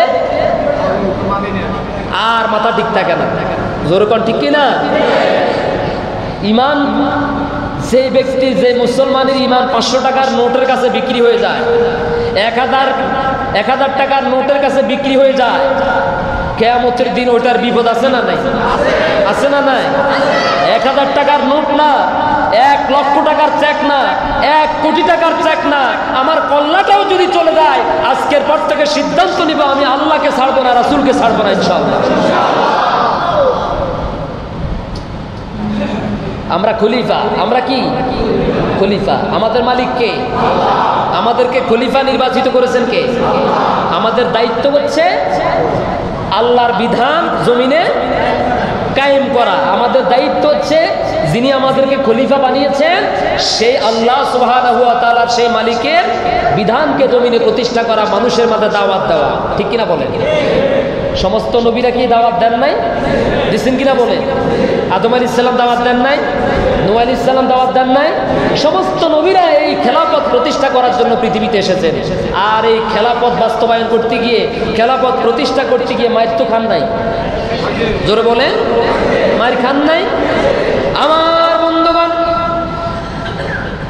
সমস্ত নবী এবং রাসূলরা নিষ্পাপ হওয়ার পরেও, গুনাহমুক্ত জীবন অতিবাহিত করার পরেও, শুধুমাত্র আল্লাহর প্রতিনিধিত্ব করার কারণে, আল্লাহর বিধানের দাওয়াত মানুষের মাঝে দেওয়ার কারণে, আল্লাহর বিধান জমিনে প্রতিষ্ঠা করার ঘোষণা দেওয়ার কারণে সমস্ত নবী রাসূলদেরকে সেই সময়ের জালিমরা মেরেছে। ঠিক কিনা বলেন? মারে নাই? বাংলাদেশে ভালো ভালো যারা হক কথা বলে, সত্য কথা বলে, মানুষকে ইসলামের দাওয়াত দেয়, এদেরকে তো মারে না। বিগত 17টা বছর পর্যন্ত বিশ্ব আনন্দিত মুফাসসিরে কোরআন আল্লামা দেলাওয়ার হোসাইন সাইদি সাহেব থেকে শুরু করে বিশ্ব ইসলামী আন্দোলনের বড় বড় নেতাদেরকে, প্রথম সারির নেতৃবৃন্দকে শুধুমাত্র একটা মাত্র কারণে শহীদ করা হয়েছে। সেটা হলো তারা আল্লাহর খলিফার পরিচয় দিয়েছেন, আল্লাহর জমিনে আল্লাহর রাজ কায়েম করার জন্য, বিধান প্রতিষ্ঠা করার জন্য আন্দোলন করেছেন, মানুষকে দাওয়াত দিয়েছেন, সংগ্রাম করেছেন। সেই অপরাধে কেবলমাত্র জালিমরা তাদেরকে ফাঁসিতে ঝুলাইয়া দুনিয়া থেকে শহীদ করে দিয়েছে। ঠিক এইভাবে আল্লাহ বলছেন, শোনো, আল্লাহ রাব্বুল আলামিন বলছেন, আফা আহাসিবান নাসু আইয়ুতরাকু আইয়াকুলু আমান্না ওয়া হুম লা ইফতানুন ওয়া লাকাদ ফাতান্নাল্লাযীনা মিন ক্বাবলিহিম ফালায়া'লামান্না আল্লাহু الذين صدقوا وليعلمن الكاذبين। কথাটা কার? আল্লাহ রাব্বুল আলামিন বলছেন, মানুষেরা কি ধারণা করে ফেলেছে, মানুষেরা কি হিসাব করে নিয়েছে, মানুষেরা কি মনে করেছে তারা ঈমান এনেছে, তারা ঈমানদার, তারা বিশ্বাসী, মুখে এই কথা বললে, ঈমানদার পরিচয় দিলে আমি আল্লাহ তাদেরকে ছেড়ে দেব। وَلَقَدْ فَتَنَّا الَّذِينَ مِنْ قَبْلِهِمْ فَلَيَعْلَمَنَّ اللَّهُ الَّذِينَ صَدَقُوا وَلَيَعْلَمَنَّ الْكَاذِبِينَ।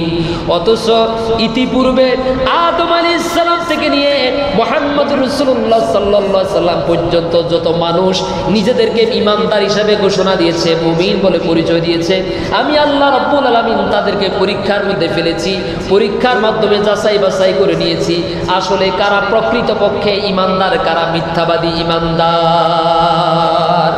তার মানে বোঝা গেল সমাজের মধ্যে মুসলমানের পরিচয়ে ভরা হাজার হাজার মুসলমান থাকতে পারে, কিন্তু যখন এমন একটা মুহূর্ত আসে, পরীক্ষার সময় আসে, তখন কিন্তু আলাদা হয়ে যায় কারা মিথ্যাবাদী ঈমানদার, কারা সত্যবাদী ঈমানদার। ঠিক কিনা বলে? হুজুর সময় খারাপ, এখন যেতে পারবো না, এখন দিতে পারবো না, এখন যাওয়া যাবে না, এই কথা বলছে না? বলে কিনা বলে? তার মানে বিপদের মুহূর্তেই বোঝা যায় কারা সত্যবাদী ঈমানদার আর কারা মিথ্যাবাদী ঈমানদার। যারা ঈমানদার আল্লাহ তাদেরকে পরীক্ষা দান করেন। ঠিক কিনা বলেন? আর এই পরীক্ষা তত বড়, পরীক্ষার ফলাফলটা আরো তত মিষ্টি, সুস্বাদু। ঠিক কিনা বলেন? আল্লাহ রাব্বুল আলামিন এরপরে বলছেন 2 নম্বর সূরা সূরাতুল বাকারার 214 নম্বর আয়াতে কারিমার মধ্যে বলেন, আম হাসিবতুম আন তাদখুলুল জান্নাতা ওয়া লাম্মা ইয়াতিকুম মাসালুল লাযীনা খালাউ মিন ক্বাবলিকুম মাসাতুহুমুল বা'সা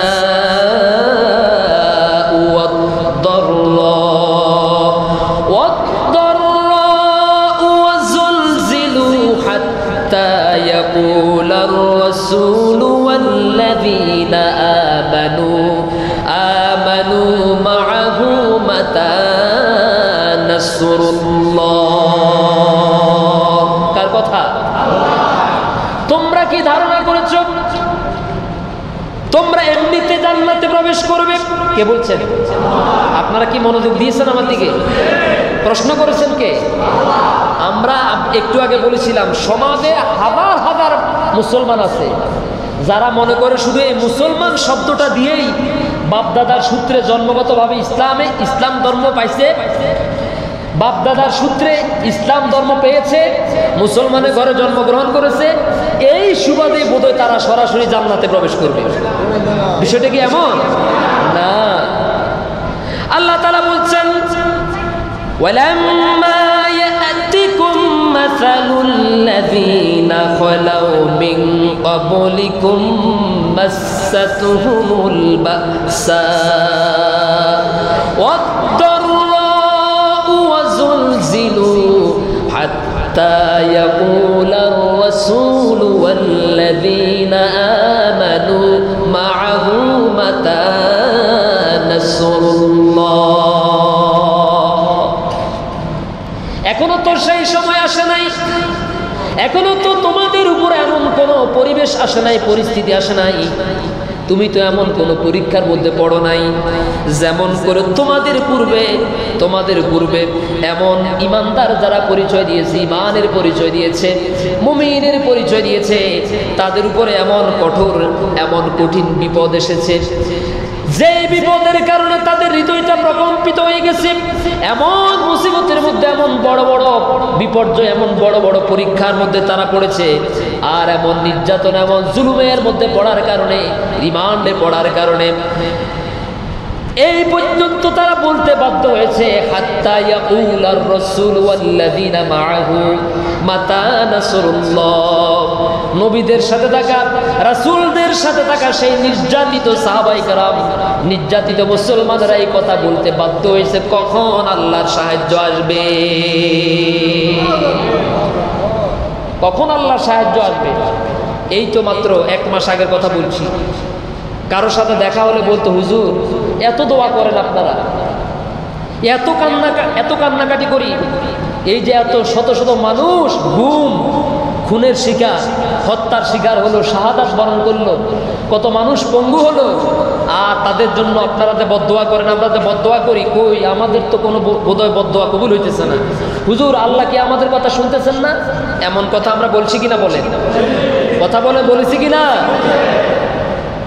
আর এত তাড়াতাড়ি কামান লাগে নাই অস্ত্র লাগে নাই গোলা বারুদ লাগে নাই শুধু এই ছাত্র আন্দোলন নামক এই ছাত্রদেরকে আল্লাহ তাআলা মনে হচ্ছে যেন আবাবিল পাখির মতো পাঠিয়ে দিয়েছেন ঠিক কিনা বলেন আমি আপনি জানতাম না যে এত সরাসরি এত তাড়াতাড়ি এত সকাল সকাল দুনিয়ার এই নব্য ফেরাউনের পতন হবে ঠিক কিনা বলেন স্বরাষ্ট্রমন্ত্রীকে পুলিশ দেখাচ্ছে যে স্যার দেখেন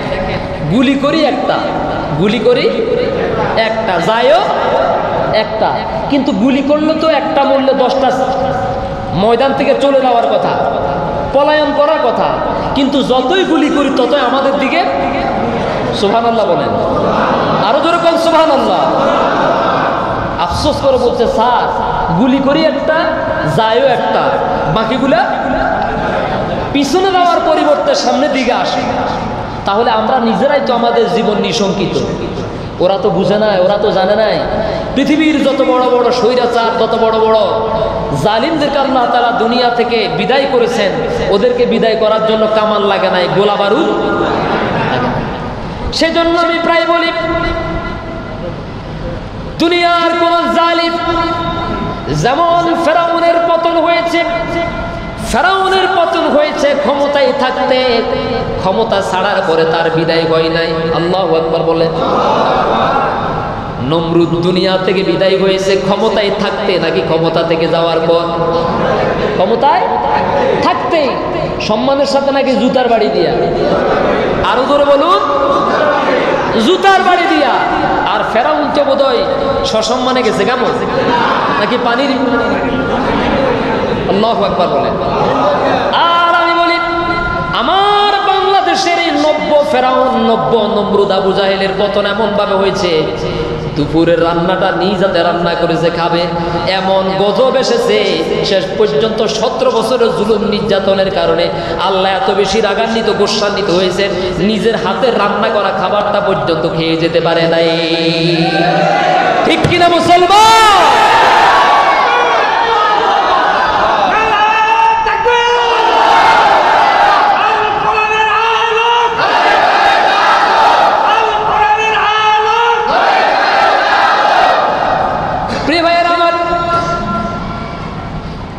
এই আগস্ট মাসের 5 তারিখ বাংলাদেশের ইতিহাসে কিয়ামত পর্যন্ত মানুষের হৃদয়ের মধ্যে দৃষ্টান্ত হিসাবে থাকবে। ঠিক কিনা বলেন? গত 17টা বছর পর্যন্ত নিজের পছন্দ মতো, নিজের মন মতো যেখানে যেখানে বাহিনী সেট করা দরকার করেছে।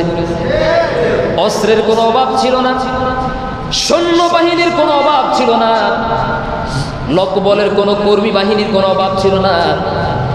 কিন্তু আল্লাহর গজব যখন উপর থেকে নাজিল হয়েছে, তখন ডানে বামে সামনে পিছনের কোনো বাহিনী আর কাজে লাগে নাই। আগামীতে যদি কোনো মানুষ যদি আবার নিজেকে কোনো দল ক্ষমতায় এসে যদি ওদের মতো পাল্টা স্বৈরাচার সাজতে চায়, আবার যদি এদেশে কোনো লুটপাটের কোনো মানসিকতা তৈরি করতে চায়, আবার যদি কোনো মানুষকে গুম খুন করার কোনো পরিকল্পনা করতে চায়, তাহলে এই ফেরাউনের দৃষ্টান্তই তাদের জন্য শিক্ষণীয় হিসেবে থাকবে। আমি বলি, খাওয়া দাওয়া বাদ দেন, ইতিমধ্যে একদল খাওয়া দাওয়া শুরু করে দিছে। বুঝাইতে পারি না বোধহয়, ভালো হয়ে যান। ছাত্ররা কিন্তু এখনো কিন্তু ঘরে ফিরে যায় নাই, এখনো কিন্তু মাঠে আছে না না। খাওয়া দাওয়ার চিন্তা বাদ দেন, দেশকে গড়ার জন্য, দেশকে বানাবার জন্য হাতে হাত রেখে, কাঁধে কাঁধ রেখে ঐক্যবদ্ধ ভূমিকা পালন করো। অবাক লাগে, এখানেই পার্থক্য। ইসলামী দল আর অ-ইসলামিক দলের মধ্যে এখানে পার্থক্য। আমরা দেখেছি আমাদের দেশে একটা ইসলামিক দল, তারা আছে দেশকে গড়ার কাজে। ঠিক কিনা বলেন? তারা আছে দেশ গোছানোর কাজে, গড়ার কাজে। আর আরেক দল আছে বাগাবাগি নিয়ে, কে কোন ঘাট খাইবা, কে কোন স্টেশন খাইবা। আছে না নাই? আমি 8 তারিখে ঢাকা গিয়েছিলাম বাইতুল মোকাররম। সুবর্ণচরের এক ভাই আমাকে বললো যে হুজুর, বাইতুল মোকাররমের উত্তর গেট, দক্ষিণ গেট, পূর্ব পশ্চিম গেট হেতিয়ে এখনো পর্যন্ত দিল্লি যায় পৌঁছি হারানো। এই 4 গেট কিন্তু মানে 4 দিকের 4টা পয়েন্ট বাগাবাগি হয়ে গেছে, কে কোনটা খাইব বুঝাইতে পারি না। তুমি উত্তর গেট খাও, আমি দক্ষিণ গেট খাবো, তুমি পূর্ব গেট খাও, আমি পশ্চিম গেট খাবো। এইভাবে বাগাবাগি শুরু হয়েছে কিনা বলেন? সাবধান হয়ে যাও। কি হয়ে যাও? সাবধান হয়ে যাও। খাওয়ার চিন্তা বাদ দাও। বাংলাদেশে রাজনীতি করতে হলে মানুষের জন্য রাজনীতি করতে হবে। বাংলাদেশে রাজনীতি করতে হলে দেশের জন্য রাজনীতি করতে হবে। বাংলাদেশে রাজনীতি করতে হলে ইসলামের জন্য করতে হবে ইনশাআল্লাহ। লুটপাটের চিন্তা বাদ দাও, খাওয়া দাওয়ার চিন্তা বাদ দাও। পারলে পকেটের টাকা দিয়ে দেশের জন্য কিছু করো। আল্লাহ আমাদেরকে বুঝার তৌফিক দান করুন। আমার বন্ধুগণ, আল্লাহ রাব্বুল আলামিন বলছেন,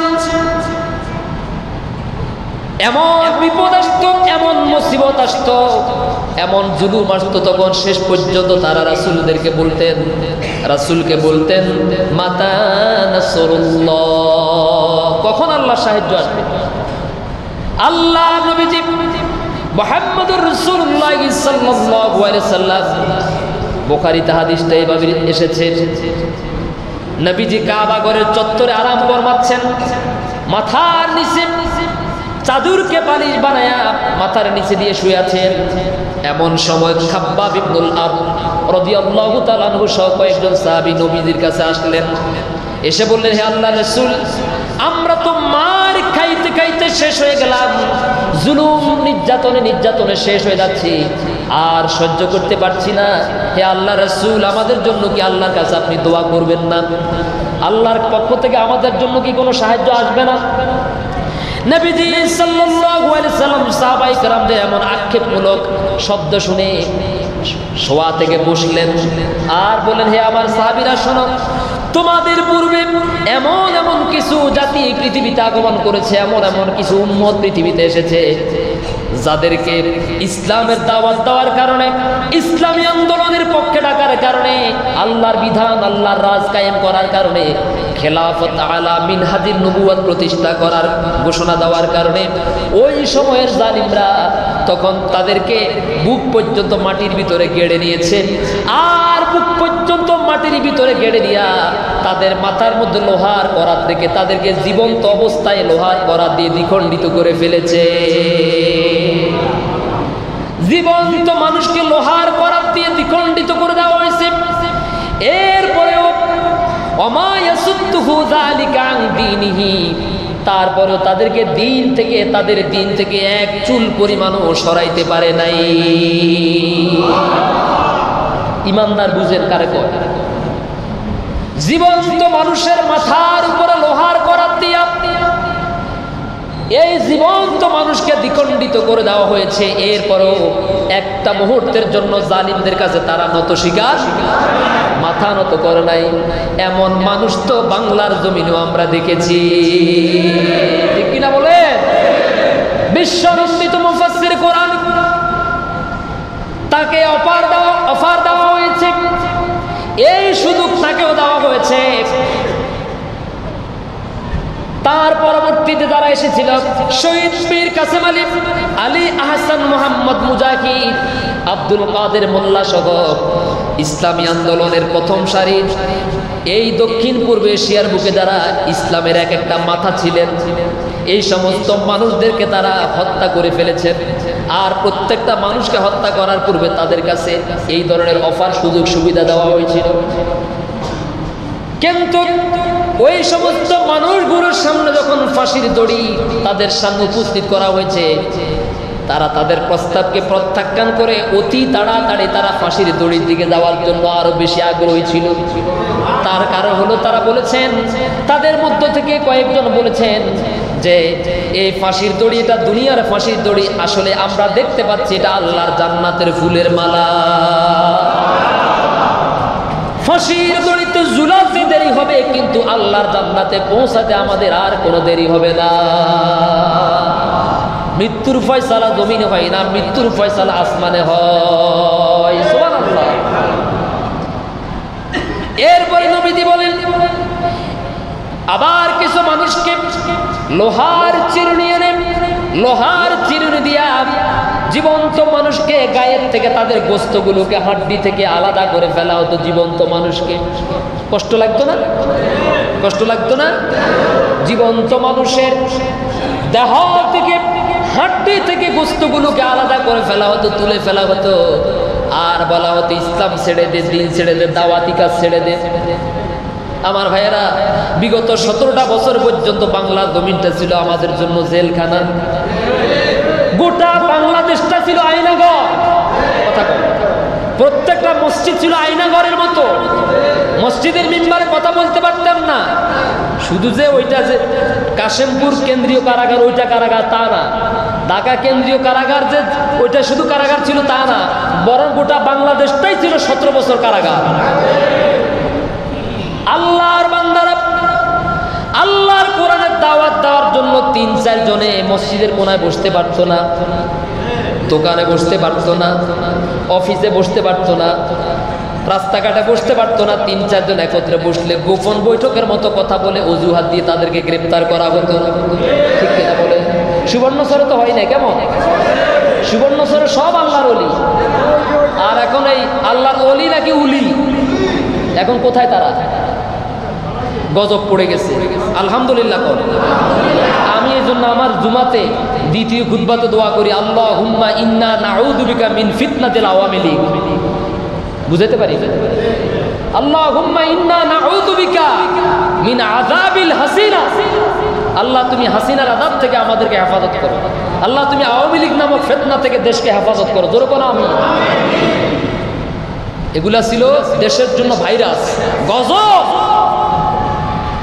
এখন বাংলাদেশের পুরা বাংলাদেশটা যেন বেহেশতের বাগান হয়ে গেছে, বুক ফুলে কথা বলা যায়। আল্লাহর বান্দারা বুক ফুলিয়ে রাস্তায় চলতে পারে। 17টা বছর পর্যন্ত পুরা বাংলাদেশটা ছিল এক একটা কারাগার, কথা বলতে পারে ছিল না এরকম একটা সময়? ছিল কিনা বলেন? জীবন্ত মানুষকে তার দেহ থেকে গোস্তগুলোকে খুলে ফেলা হতো, আলাদা করে ফেলা হতো। এরপরেও সামান্য মুহূর্তের জন্য তাদেরকে তাদের দাওয়াতি কাজ থেকে, দিন থেকে এক চুল পরিমাণ সরাইতে। এমন ঈমান দরকার আছে না নাই? যদি এই ঈমান তৈরি করতে পারেন, যদি এই বিশ্বাস অর্জন করতে পারেন, তাহলে আল্লাহ আপনাকে এই এলাকার প্রতিনিধি হিসাবে আল্লাহ আপনাকে ঘোষণা করে দিবেন। আপনাকে আল্লাহ এই জনপদের প্রতিনিধি হিসাবে আল্লাহ তাআলা চূড়ান্ত করে দিবেন, নির্বাচিত করে দিবেন। জোরে বলি আমিন, আরো জোরে বলি আমিন। সম্মানিত ভাইয়েরা আমার, তাহলে আমরা হচ্ছি আল্লাহর খলিফা। আমরা কি? এই কথা বলতে কি শরম লাগে? আমরা আল্লাহর কি? আমাদের মূল মালিককে।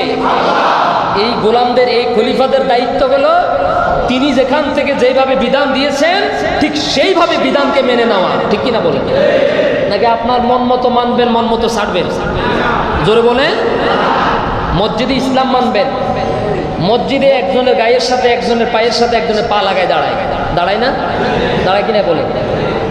একজনের পায়ের সাথে আরেকজনের পা লাগিয়ে দাঁড়ায়, কাঁধে কাঁধ মিলিয়ে দাঁড়ায়। কিন্তু আফসোসের বিষয় হলো, যখন মসজিদের বাইরে যায় একজনের পায়ের সাথে একজনের পা লাগলে তখন কিলাকিলি শুরু হয়ে যায়, লাগে না? মসজিদে কাঁধে কাঁধ লাগায়, পায়ে পা লাগায় দাঁড়ায়, একজনের পায়ের সাথে আরেকজনের পা লেগে খুব আদর করে দাঁড়ায়। কিন্তু যখন মসজিদের বাইরে একটু দোকানে যায়, গায়ের সাথে গা লাগলে কয়, বেটা তোর এত বড় সাহস, আমার গায়ের মধ্যে পা লাগাইলি, আমার গায়ের মধ্যে তোর হাত লাগলো। মারামারি আছে না নেই? তার মানে আমরা ওয়াজ কালাম যাই শুনি, এই সব কথাগুলোকে আমরা মসজিদে রেখে যাই, বাইরে আমরা নেই না। নেওয়ার দরকার আছে না নাই? তাহলে আল্লাহর এই কোরআনের ভিতরে যা আছে, যত বিধান আছে, হুকুম আহকাম আছে, সবগুলো মানতে রাজি আছেন তো ইনশাআল্লাহ? আজকের পর থেকে কোনো বেনামাজির পিছনে থাকবেন না তো ইনশাআল্লাহ? আওয়াজ কমে গেছে। কোনো বেনামাজির দল করবেন না তো ইনশাআল্লাহ? ঠিক আছে তো ইনশাআল্লাহ? যাদের কাছে কোরআন সুন্নাহ আছে তাদের সাথে থাকবেন তো ইনশাআল্লাহ? দাড়িওয়ালা টুপিওয়ালাদের সাথে থাকবেন তো ইনশাআল্লাহ? সব আপনাদের কাছে বলি, সব ঘোড়ার ডিম দেখা শেষ, সামনে হলো দাড়িওয়ালা টুপিওয়ালাদের বাংলাদেশ ইনশাআল্লাহ। জীবনে অন্তত একটা বার ইসলামকে ক্ষমতায় আনেন অন্তত। আরে ভাই, এতদিন তো শুধু মসজিদের মিম্বারে ইসলামের কথা শুনছি, কিন্তু ইসলামের মজা আমরা পাই নাই। কথা বলেন, আমরা শুধু ইসলামের ওয়াজ শুনি, ইসলাম শান্তির ধর্ম, ইসলাম নিরাপত্তার ধর্ম, কিন্তু ইসলামের মজা আমরা পাই নাই। পাইছি? তার কারণে আমরা ইসলামকে মসজিদের ভিতরে সীমাবদ্ধ রেখেছি, আমরা ইসলামকে বাইরে নেই নাই। নেওয়ার দরকার আছে না নাই? ভোট কেন্দ্র তো ইসলাম লাগে না, কথা ভোট কেন্দ্রে ইসলাম নেওয়ার দরকার নাই। সেখানে ইসলাম কি? একজনের ভোট আরেকজনে দিবেন, কেমন? আওয়াজ কমে গেছে হুজুর, এটা ছাড়া তো চলেই না। ভোট কেন্দ্রে ইসলাম দরকার আছে না নাই? ভোট কেন্দ্রে যদি ইসলাম ঠিক থাকতো, তাহলে কোন চোর, কোন ডাকাত বাংলাদেশের প্রধানমন্ত্রী হতে পারতো না। কোন চেয়ারম্যান, কোন চোর ডাকাত হিসাবে চেয়ারম্যান হতে পারতো না। ইসলাম তো সেখানে নাই। চেয়ারম্যান কয় যে, হুজুর আমি নিজের কথা বলতেছি, আমি গেছি ভোট দেওয়ার জন্য। তো কয় যে, হুজুর আপনি কেন আসছেন? বললাম যে আজকে ভোট দেওয়ার দিন না। কয় যে, হুজুর আপনি কষ্ট করে ভিতরে যাওয়া লাগবে না, আপনারটা আমি দিয়া দিই, আপনারটা আমি দিয়া দিই। তা আমি বললাম যে, আমি এত কষ্ট করে বাড়ি থেকে আসতে পারছি, এখান দিয়ে 2-3 কাক দিলে তো ভোট বাক্সার কাছে যাওয়া যায়। ঠিক কিনা বলে? 2-3 কদম দিলে তো বাক্সার কাছে যাওয়া যায়। বাক্সা তো আমি দেখতে পাইতেছি। ঠিক কিনা বলে? এখন ওর লাল কাপড় একটা দিয়ে ঘিরাও করা আর কি, বুঝছেন তো? এটার ভিতরে আকাম চলে, বুঝাতে পারি না। কোনো কোনো এলাকাতে ভোটার আছে 800 জন, ভোট কাস্ট হয় 1000। ভোটার আছে কত, কিন্তু ভোট কাস্ট হয়েছে কত? বাকি 200 ফেরেশতারা 80 দিয়ে গেছে। কেমন? আল্লাহর ওলিদের দল তো ইয়ার নেই। হাসার জন্য বলি নাই, প্রতিজ্ঞাবদ্ধ হন। আমরা যদি সচেতন হই, আমরা যদি সজাগ হই, আল্লাহর মেহেরবানিতে দেখবেন আমাদের ভাগ্য বদলাই যাবে ইনশাআল্লাহ। ভাগ্য বদলাইতে চান না? ভাগ্য বদলাইতে চান কি না? ইনশাআল্লাহ। আপনি ত্রাণের জন্য, খাবারের জন্য, আপনার সেবার জন্য আপনি অফিসে দৌড়ানো লাগবে না। ফাইল স্বাক্ষর করার জন্য ভূমি অফিসে গিয়ে মাসের পর মাস দাঁড়িয়ে থাকা লাগবে না। 700 টাকার কাজ 7,000 টাকা দিয়ে করা লাগবে না। ইসলামওয়ালারা যদি ক্ষমতায় আসে, আপনাকে কল করে করে বলবে যে আপনার কাজ সফল হয়েছে, আপনি আপনার কাগজ নিয়ে যান। ইসলামের মজা বুঝি নাই। ইসলামের মজা আছে শুধু নামাজের ভিতরে, ইসলামের মজা আছে কোরআন তেলাওয়াতের ভিতরে, ইসলামের মজা আছে পানি পড়ার ভিতরে। কোরআন তেলাওয়াত করে পানি পড়া দিলেই পেট ব্যথা ভালো হয়। কোরআন তেলাওয়াত করে ভূত প্রেতে আসর করা ব্যক্তিকে ঝাড়ফুঁক দিলে ভালো হয়, হয় না? হয়। এটা বিশ্বাস আছে যে হুজুরের মসজিদের মুয়াজ্জিন সাহেব যদি একটু সূরা ফাতিহা পড়ে, সূরা ইখলাস, সূরা ফালাক, নাস পড়ে যদি ফু দেয় তাহলে আমার মেয়ে সুস্থ হবে, এটা বিশ্বাস করে। কিন্তু যখন বলে যে না এটা ছাড়া তো আরো সূরা আছে, আসেন এটা মানেন, এটা মানলে আপনার এইভাবে ব্যবহার হবে, তখন কয় যে না হুজুর এইটা না মানলে কি না হয় না একটু আছে না? নাই। তা আমরা এই মার্কা মুসলমান, সুবিধাবাদ মুসলমান। আল্লাহ যেন আমাদেরকে বুঝার তৌফিক দান করে। তাহলে আমরা আল্লাহর খলিফা, আমাদের দায়িত্ব হলো শেষ নিঃশ্বাস পর্যন্ত আল্লাহর এই জমিনে আল্লাহর কোরআন, আল্লাহর বিধান, রাসূলের সুন্নাত প্রতিষ্ঠা করার জন্য আমরা আন্দোলন করব ইনশাআল্লাহ। সবাই সমর্থক হয়ে যাবেন ইনশাআল্লাহ। সবাই দাওয়াতি কাজ করবেন একজন আরেকজনকে। আপনি আপনার ঘরে দাওয়াত দিবেন, আজকের পর থেকে কোনো ইসলাম ছাড়া কোনো দল করবো না ইনশাআল্লাহ। আল্লাহর কাছে কিয়ামতের দিন বলতে পারবেন, আল্লাহ অতীতে অনেক করেছি, তোমার কাছে তাওবা করে অন্তত একটা ইসলামী দলকে সমর্থন করেছি, ইসলামী দলের সাথে ছিলাম, আল্লাহ তুমি অন্তত জীবনের গুনাহগুলো মাফ করে দাও। যেরকম আমি আমার বন্ধুগণ, আল্লাহ রাব্বুল আলামিন বলছেন, আল্লাহ রাব্বুল আলামিন কোরআনুল কারীমের মধ্যে বলছেন, আলা লাহুল খালকু ওয়াল আমরু তাবারাকাল্লাহু রাব্বুল আলামিন। এই বিশাল সৃষ্টিকা, তামাম কুল কায়নাত কার? আরো জোরে বলুন। সৃষ্টি যার, আইনে চলবে। আমার মূল কথা কি আপনারা বুঝতে পেরেছেন? সৃষ্টি কার? জমিন কার? মহাশূন্যগুলো কার? পাহাড় পর্বত, নদী নালা, সমুদ্র মহাসমুদ্র কার? সব কার হুকুমে চলে? আপনি আপনার আব্বার হুকুমে চলেন কেন? এটা বুঝতেছেন না কেন? আপনি যে আইন মানেন এই আইনটা কার? না, কই আল্লাহর আইন। আপনার আমাদের দেশে কি আল্লাহর আইন আছে? আল্লাহ বলছেন যাকাত প্রতিষ্ঠা কর। যাকাতের বিধান কি আছে? না। আল্লাহ বলেছেন জাকাত দেওয়া ফরজ, কিন্তু জাকাতকে আমরা জরিমানা বানাই নিছি, আর সুদকে আমরা ফরজ বানাই ফেলেছি। কথা কম। সুদ খাওয়া কি ফরজ নাকি হারাম? আর জাকাত দেওয়া কি ফরজ নাকি হারাম? এখন আল্লাহ যেটাকে ফরজ করেছে আমরা সেটাকে হারাম বানাইছি, আবার আল্লাহ যেটাকে হারাম বানাইছে আমরা সেটাকে ফরজ বানাইছি। ঠিক কিনা বলেন? অর্থাৎ সব উল্টা। সব কি? আল্লাহ কোরআনে যা দিয়েছেন আমরা তার কি সম্পূর্ণ বিপরীত। এখন আমরা যদি ঠিক হয়ে যায় তাহলে আল্লাহ আমাদের উপর আর কোনো আযাব গজব দিবেন না, শুধু আল্লাহর পক্ষ থেকে রহমত নাযিল হবে। আলহামদুলিল্লাহ। গাছের কাছে যাবেন, গাছে ফলমূল দিয়ে আল্লাহ তাআলা বরকত দিয়ে দিবেন। আপনি যদি আল্লাহরে মানেন, জমিনে যাবেন, ফলে ফসল আল্লাহ তাআলা বরকত দিয়ে দিবেন। অফিসে যাবেন, শান্তি পাবেন। দোকানে যাবেন, ব্যবসার মধ্যে বরকত দান করবেন কে? আপনি ঠিক মানে আল্লাহ রহমতের দরজা আপনার জন্য উন্মুক্ত হয়ে যাবে। সুবহানাল্লাহ। সৃষ্টি যার, আইন চলবে তার। আপনার দোকান আছে, পাশাপাশি দুইটা দোকান, দুই দোকানে দুইটা কর্মচারী আছে। আপনার দোকানের কর্মচারী যদি আরেক দোকানে গিয়ে চাকরি করে আর দিন শেষে যদি এসে বলে আমারে পারিশ্রমিক দেন, আমার বেতন দেন, দিবেন? নিয়োগ দিছেন আপনি, কিন্তু কাজ করছে আরেকজন। আল্লাহ আমাকে আপনাকে দুনিয়াতে পাঠিয়েছে আল্লাহর প্রতিনিধিত্ব করার জন্য, আল্লাহর জমিনে আল্লাহর দ্বীনের দাওয়াত দেওয়ার জন্য। জন্য। নিজে দাওয়াতি কাজ করব, আর নিজে দাওয়াতের পথে অবিচল থাকবো, আরেকজনকে দাওয়াত দিব। নিজে কোরআন মানবো, আরেকজনকে মানার জন্য দাওয়াত দিব। নিজে সুন্নত মানবো, আরেকজনকে সুন্নত মানার জন্য দাওয়াত দিব। এটাই হলো আমাদের চাকরি, এটাই আমাদের দায়িত্ব। ঠিক কিনা বলে? এখন আপনি সারা জীবন বলছেন উল্লুক ভাই, ভাল্লুক ভাই। ভাল্লুক ভাইয়ের চরিত্র ফুলের মতো পবিত্র, মিছিল দিতে দিতে বেহুশ হয়ে পড়ে গেছেন। ভাল্লুক ভাইয়ের আদর্শের আন্দোলন করতে করতে আপনি রাস্তার মধ্যে একবার মরে গেছেন। কিয়ামতের দিন যদি আল্লাহকে বলেন, আল্লাহ আমি তো দুনিয়াতে আন্দোলন করছি, রাজনীতি করছি, কাজ করছি, আল্লাহ পরিশ্রম করছি, তুমি আমারে জান্নাত দাও, জান্নাত কি দিবেন? জান্নাত কি দিবেন? দিবেন না। কারণ কি? এক দোকানের শ্রমিক যদি আরেক দোকানের শ্রম দিয়ে যদি বেতন না পায়, আপনাকে আল্লাহ দুনিয়াতে পাঠিয়েছেন আল্লাহর কাজ করার জন্য। আল্লাহর কাজ না করে, আল্লাহর পথে না থেকে যদি আপনি আরেকজনের স্লোগান দেন, আরেকজনের চাকরি করেন, আল্লাহ কিভাবে আপনাকে জান্নাত দিবেন? আমি কি বুঝাতে পেরেছি পর্যন্ত আপনাদের? একটু জিকির করেন, লা ইলাহা ইল্লাল্লাহ, লা ইলাহা ইল্লাল্লাহ, লা ইলাহা ইল্লাল্লাহ, মুহাম্মাদুর রাসূলুল্লাহ সাল্লাল্লাহু। তাহলে ঈমান আনলে, নেক আমল করলে আল্লাহ আমাদেরকে জমিনের প্রতিনিধিত্ব দান করবেন। সুবহানাল্লাহ বলেন।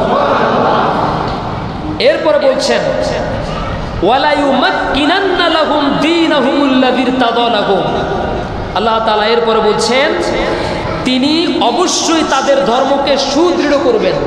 আপনি যেই মতের উপরে আছেন, এটাকে আল্লাহ আরো শক্তিশালী করে দিবেন। আপনার দলকে আল্লাহ আরো মজবুত করে দিবেন, যাতে আপনি প্রশান্তি অনুভব করতে পারেন। সুবহানাল্লাহ বলেন। এরপরে বলছেন, ওয়ালা ইউবাদদিলান্নাহুম মিন বাদি খাউফিহিম আমনা। এতদিন পর্যন্ত যে ভয় ছিল মনের মধ্যে, যে শঙ্কা ছিল, যে হতাশা ছিল, এগুলোকে আল্লাহ তাআলা পরিবর্তন করে আপনাকে নিরাপত্তা দান করবেন। যেরকম সুবহানাল্লাহ দিছে না আমাদেরকে আল্লাহ তাআলা একটা নিরাপদ সময় দিচ্ছেন কিনা বলেন? এখন কি আর কারো মনের মধ্যে গুম হওয়ার টেনশন আছে? খুন হওয়ার কোনো টেনশন আছে? যে রাস্তায় বাইর হইলে এখন আমারে সাদা পোশাকধারী নামে অবৈধ বাহিনী ধরে নিয়ে যাবে, এমন কোনো আপনার ভয় কি এখন মনের মধ্যে আছে? এখন আপনার মনের মধ্যে এমন একটা চিন্তা তৈরি হয়ে গেল যে এখন পুরো পরিস্থিতিটা, পুরো পরিবেশটা এখন আল্লাহর মেহেরবানিতে নিরাপদ হয়ে গেল। সুবহানাল্লাহ বলেন। এরপরে বলছেন, ইয়াবুদুনানি লা ইউশরিকুনা বি শাইআ ওয়া মান কাফারা বা'দা যালিকা ফাউলাইকা হুমুল ফাসিকুন। এবং তারা আমার ইবাদত করবে, আমার সাথে কাউকে শরীক স্থাপন করবে না। এরপর যারা অকৃতজ্ঞ হবে, তারা অবাধ্য থেকে যাবে, অবাধ্য হবে। আর কিয়ামতের দিন এইভাবে তার আল্লাহর সামনে সে ব্যক্তি দাঁড়াবে। আমরা অবাধ্য হয়ে, ফাসিক হয়ে, কাফের হয়ে, মুনাফিক হয়ে, নাস্তিক হয়ে, বেঈমান হয়ে, বেদিন হয়ে আমরা আল্লাহর সামনে দাঁড়াতে চাই না। আমরা আল্লাহর সামনে দাঁড়াতে চাই আল্লাহ আমাদেরকে যেই পরিচয় দিয়ে পৃথিবীতে পাঠিয়েছেন, আল্লাহর খলিফা, এই খলিফার পরিচয় নিয়ে আমরা পৃথিবীতে থাকবো, চলবো। আর এই খলিফার পরিচয় সার্টিফিকেট নিয়ে আমরা আল্লাহর সামনে কিয়ামতের দিন দাঁড়াবো ইনশাআল্লাহ। রাজি আছেন তো ইনশাআল্লাহ? রাজি আছেন তো ইনশাআল্লাহ? দেখেন, বাংলাদেশে যতগুলো দল আছে, সবগুলো দল হলো বংশতান্ত্রিক, পরিবারতান্ত্রিক। ঠিক কিনা বলেন? স্বামী মারা গেলে স্ত্রী, বাবা মারা গেলে মেয়ে, বাবা চলে গেলে ছেলে, এইভাবে করে একজনের পর একজন, একজনের পর একজন। ঠিক না? এটার থেকে আমরা বের হওয়ার কোনো রাস্তা পাচ্ছি না। এখনই সুযোগ। আগামীর দিনকে যদি আপনি ইসলামের দিন হিসেবে দেখতে চান, আগামীতে যদি আপনি চেয়ারের মধ্যে যদি একজন দাড়িওয়ালা, টুপিওয়ালা, আল্লাহওয়ালাকে যদি বসান, এতটুকু বলতে পারি, ওমর ইবনুল খাত্তাব রাদিয়াল্লাহু তাআলা আনহু, আবু বকর রাদিয়াল্লাহু তাআলা আনহু, আলী রাদিয়াল্লাহু তাআলা আনহুর মতো মানুষ, উসমান রাদিয়াল্লাহু তাআলা আনহুর মতো মানুষেরা যেভাবে দেশ পরিচালনা করেছেন, সে দেশের মানুষগুলো, সেই সময়ের মানুষগুলো যেমন করে শান্তিতে, নিরাপদে ছিল, কোনো হাহাকার ছিল না, ঠিক তেমনিভাবে আমরাও এই ইসলামের এই মজাটা উপভোগ করতে পারবো যদি আমরা আজকে প্রতিজ্ঞা করি ইনশাআল্লাহ। আল্লাহ আমাদের সবাইকে কবুল করুন। জোরে বলুন আমিন। আরো জোরে বলি আমিন। আগামীকাল থেকে ইনশাআল্লাহ আমরা একটি নির্দিষ্ট এভাবে প্রত্যেক দিন আমরা, আপনারা একটু মতামত দিবেন, কি একটা নির্দিষ্ট সূরা থেকে আলোচনা করব নাকি এই যেই কয়দিন আলোচনা, প্রত্যেক দিন আলাদা আলাদা বিষয় নিয়ে আলোচনা করব? বিষয়ভিত্তিক আলোচনা করব নাকি একটা নির্দিষ্ট সূরা থেকে আলোচনা করব? আপনারা